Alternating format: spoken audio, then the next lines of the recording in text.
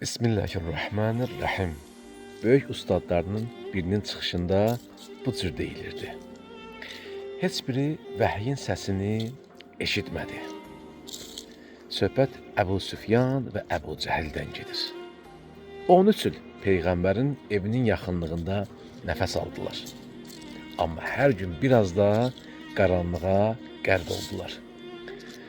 Lakin bir nəfər var idi uzaq Həbəş torpağından.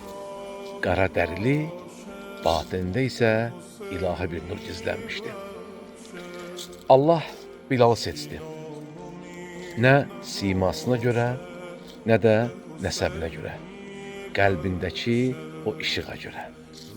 Elə ki Peyğəmbər salavatullah oturardı, o zaman belə buyurardı: Ey Bilal, dur, bizi rahat et.